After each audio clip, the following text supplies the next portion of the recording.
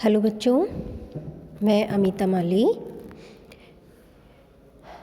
आपके paper third में हमने माइटोकॉन्ड्रिया स्टार्ट कर दिया था। माइटोकॉन्ड्रिया में बच्चों हमने इसका किस किसने डिस्कवरी की है, किस किसने क्या क्या नाम दिए हैं, जंतु कोशिकाओं में किसने खोज की है और पादप कोशिकाओं में किसने खोज की है, वो सब हम देख चुके थे। अब हमने ये भी बता दिया था कि इसकी जो आकार है, साइज़ क्या है, क्या क्या रेंज इसकी पाई जाती है, क्या किस रेंज में पाया जाता है, क्या कितने नंबर्स रहते हैं, लोकेशन क्या है, ये हमने देखी थी। और इसकी कुछ संरचना हमने सामान्य जो परासंरचना है वो स्टार्ट कर दिया था हमने। अब तो इसकी संरचना में हमने जो आउटर मेम्ब्रेन है, दोनों आउटर मेम्ब्रेन और इनर दोनों जो मेम्ब्रेन है, आउटर मेम्ब्रेन इनर मेम्ब्रेन, वो डिस्कस की थी। उसके बाद माइटोकॉन्ड्रियल स्पेस डिस्कस किया था हमने। और फिर हम ये देख चुके थे कि F1 कण एलिमेंट्री जो पार्टिकल्स है वो, और जो एवरंत है सब यूनिट्स ऑफ पार्सन एंड सब यूनिट्स ऑफ फर्नांडीज मॉर्गन, इनको हम डिस्कस कर चुके थे। अब हम आगे देखते हैं इसकी जो सेकंड पार्ट है, मैट्रिक्स यानी कि पीठिका। इसके अंदर जो द्रव्य पदार्थ भरा रहता है, लिक्विड तरल जो मैटर भरा रहता है, जीवित पदार्थ माइटोकॉन्ड्रिया में, जिसमें सूक्ष्मकण DNA RNA इत्यादि पाए जाते हैं, उसके बारे में हम डिस्कस करेंगे। माइटोकॉन्ड्रिया की जो आंतरिक अवकाश में भरे हुए तरल तथा अर्ध तरल प्रोटीनेशियस भाग को पीठिका या मैट्रिक्स कहते हैं। इसमें कई एंजाइम्स, कोएंजाइम्स जैसे कि NAD निकोटानामाइड, NADP, ADP, ATP और विभिन्न प्रकार के कैरियर्स, वाहक, जो कि एक आयन्स को और अणु है उनको एक स्थान से दूसरे स्थान पर लेकर जाते हैं। राइबोसोम्स, RNA पॉलीमरेज, DNA तथा DNA पॉलीमरेज आदि अंतर्विष्ट रहते हैं, यानी इसमें स्थित रहते हैं उसी लिक्विड में, मैट्रिक्स में। और एंजाइम्स जो वह वाहक, ये जो एंजाइम्स और कैरियर्स होते हैं वो श्वसन श्रृंखला से संबंधित होते हैं, यानी रेस्पिरेशन से संबंधित होते हैं।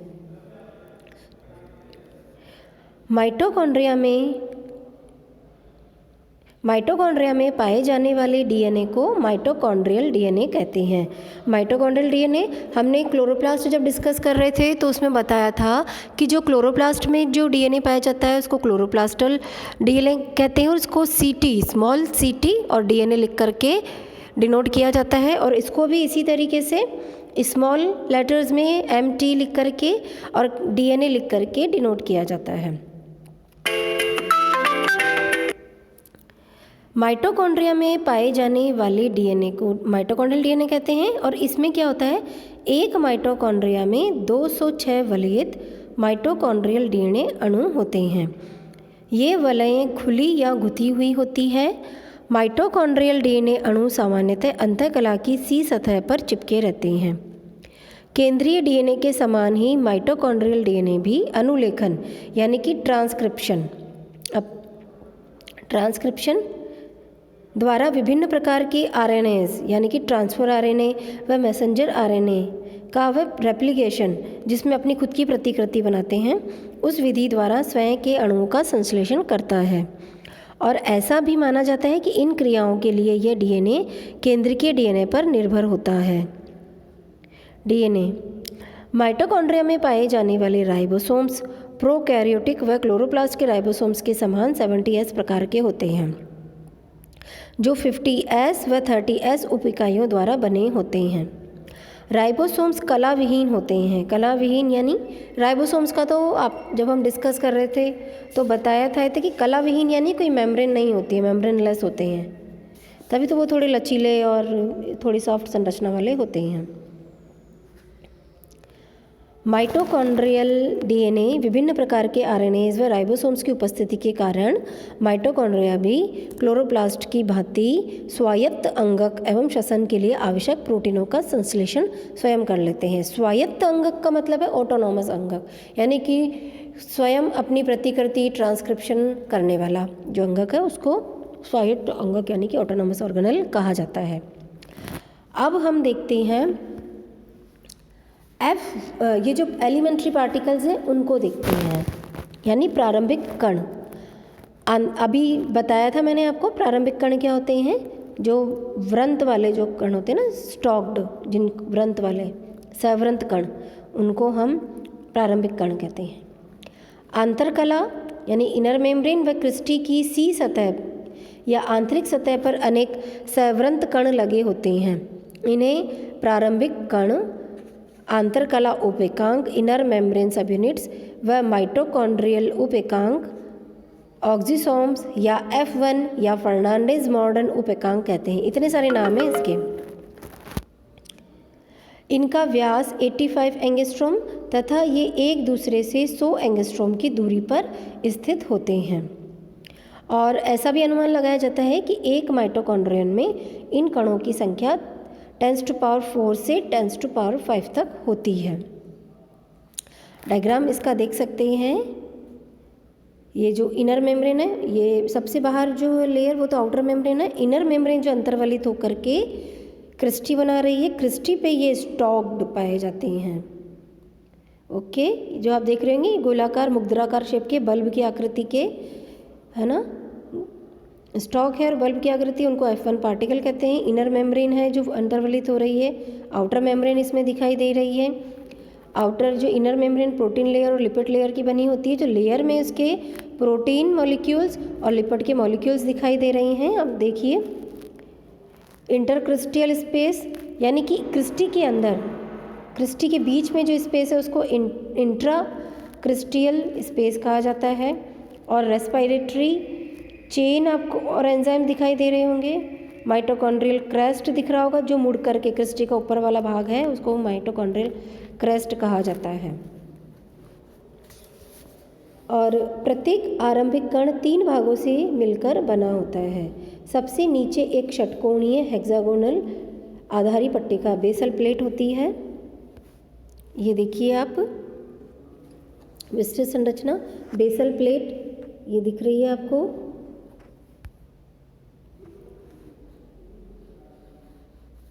आधार पट्टिका बेसल प्लेट जो आंतरकला की भीतरी सतह से संयुक्त होती है। इसके ऊपर व्रंत यानी कि स्टॉक तथा सबसे ऊपर एक गोलाकार सिरा दिख रहा होगा आपको, गोलाकार सिरा F1 जहाँ लिखा है, गोलाकार सिरा हेड या नॉब होती है। प्रारंभिक कण श्वसन श्रृंखला में ऑक्सीकारी फॉस्फोरिलीकरण यानी ऑक्सीडेटिव फॉस्फोराइलेशन अर्थात ATP के संश्लेषण के लिए उत्तरदायी होते हैं। ये बहुत ही महत्वपूर्ण प्रक्रिया है रेस्पिरेशन की। इस क्रिया के लिए F1 कणों में 4 इलेक्ट्रॉन स्थानांतरण जटिले इलेक्ट्रॉन ट्रांसफर कॉम्प्लेक्सेस होते हैं। किसमें?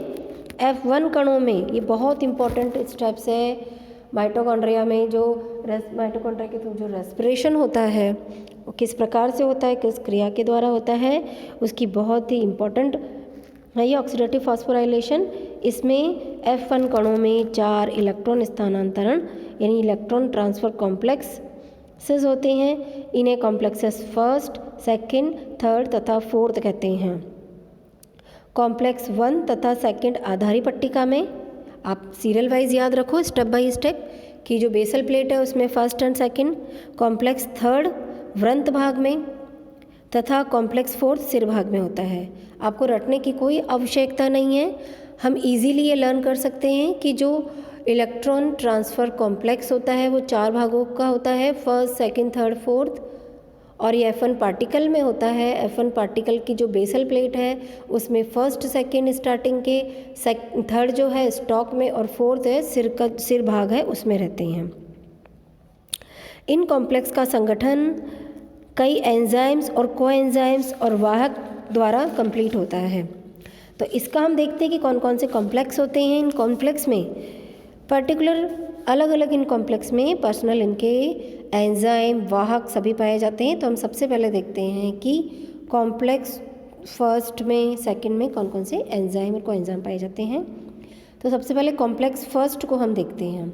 कॉम्प्लेक्स फर्स्ट जो कि बेसल प्लेट में रहते हैं, उसमें NADH डायग्राम में आप देख सकते हैं।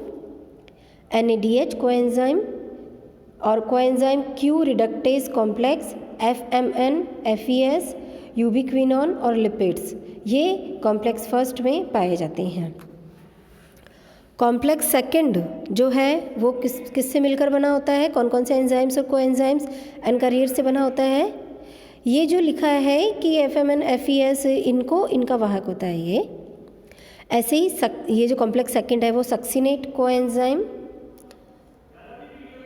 Q reductase complex, FAD+, ferrum, Fe cytochrome B तथा लिपिड्स, इनसे मिलकर बना होता है।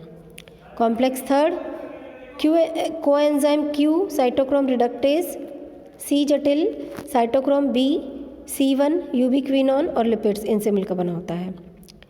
यानी कि इसमें एक तो लिपिड्स जो है सेम आ रहा है इन तीनों में, और जो B है इलेक्ट्रॉन परिवहन के लिए उत्तरदायी जटिल की अवस्थिति है। कॉम्प्लेक्स 4 जो है वो साइटोक्रोम C ऑक्सीडेज तंत्र, cytochrome A, cytochrome A3, copper और फेरम, इन सबसे मिलकर के बना होता है। माइटोकॉन्ड्रिया की समतल बाह्य कला की बाह्य सतह पर कई अवृंत कण चिपके रहते हैं। बाह्य कला की बाह्य सतह पर रहते हैं, ये याद रखना। F1 पार्टिकल अंदर की ओर रहते हैं, और ये जो है पार्सन के उपकांक, सब यूनिट ऑफ पार्सन्स, अवृंत कण चिपके रहते हैं। इन कणों में आधारीय पट्टिका तथा वृंत भाग नहीं होते हैं। अतः जो सिर भाग है वो सीधे ही बाह्य कला की सतह से जुड़े रहते हैं। इन कणों को पार्सन के उपकांक यानी सब यूनिट्स ऑफ पार्सन कहते हैं। और इनमें NAD+ सहलग्न डिहाइड्रोजिनेज एंजाइम्स होते हैं। NAD+ सहलग्न डिहाइड्रोजिनेज एंजाइम्स होते हैं। तो हम अब देखते हैं कि जो distribution of enzymes in mitochondria, mitochondria में हम देखते हैं कि कौन कौन से एंजाइम्स पाए जाते हैं, उनका डिस्ट्रीब्यूशन देखते हैं कि माइटोकॉन्ड्रिया की संरचना में आउटर मेम्ब्रेन में, इनर मेम्ब्रेन में, पेरी माइटोकॉन्ड्रियल स्पेस में और मैट्रिक्स में कौन कौन से एंजाइम्स होते हैं। इसमें अलग अलग एंजाइम्स रहते हैं। माइटोकॉन्ड्रिया में जो एंजाइम्स हैं, पाए जाने वाले एंजाइम्स हैं, विशिष्ट रूप से कंपार्टमेंटलाइज्ड होते हैं, यानी कि एक कोष्ठीकृत या एक चैम्बर में होते हैं और निश्चित स्थानों पर सांद्रित होते हैं। बिखरे हुए नहीं रहते हैं, ये कंपार्टमेंटलाइज होते हैं, यानी कोष्ठीकृत या किसी चैम्बर में चैम्बर्ड होते हैं, किसी चैम्बर में बंद होते हैं, व्यवस्थित होते हैं। ये एंजाइम्स विशिष्ट कार्य जैसे कलाओं के आर पार उपापचयों के परिवहन को संपन्न करते हैं। अब हम देखते हैं एक कि भाई विभिन्न जो हिस्सों में कौन कौन से हिस्से में कौन कौन से एंजाइम्स, सांद्रित एंजाइम्स होते हैं। सांद्रित होते हैं सभी, कॉन्सनट्रेटेड, डाइल्यूट नहीं होते, सांद्रित होते हैं। तो सबसे पहले हम देखते हैं कि बाह्य कला यानी कि जो आउटर मेम्ब्रेन होती है उसमें कौन से एंजाइम्स, मोनोअमीन ऑक्सीडेज, काइन्यूरिन हाइड्रोक्सिलेज और NADH साइटोक्रोम रिडक्टेज, ये वाले एंजाइम्स रहते हैं। इनर मेम्ब्रेन में श्वसन श्रृंखला के विभिन्न एंजाइम्स यानी कि रेस्पिरेशन के लिए, रेस्पिरेशन चेन के लिए जो विभिन्न एंजाइम्स हैं, को एंजाइम्स हैं, जैसे कि NAD, FAD, cytochrome A3, B, C, यूबिक्विनोन इत्यादि, और ATP सिंथेटेज जो कि ATP का संश्लेषण करता है, वो ATP synthetase, succinic acid dehydrogenase, ये वाले एंजाइम्स इसमें पाए जाते हैं। परिकला अवकाश यानी पेरी माइटोकॉन्ड्रियल जो स्पेस है उसमें एडिनाइलेट काइनेज या एडिनिलेट काइनेज, न्यूक्लियोसाइड डाइफॉस्फोकाइनेज इत्यादि एंजाइम्स पाए जाते हैं। फिर जो मैट्रिक्स है, मैट्रिक्स में भी विभिन्न प्रकार के एंजाइम्स हैं, जैसे कि malic acid dehydrogenase, isocitric dehydrogenase, fumarase, aconitase, citrase, synthetase, alpha ketoglutaric dehydrogenase, beta oxidation enzymes इत्यादि जो एंजाइम्स इनमें मैट्रिक्स में पाए जाते हैं। तो बच्चों ये तो थी इसकी परासंरचना और जो एंजाइम्स।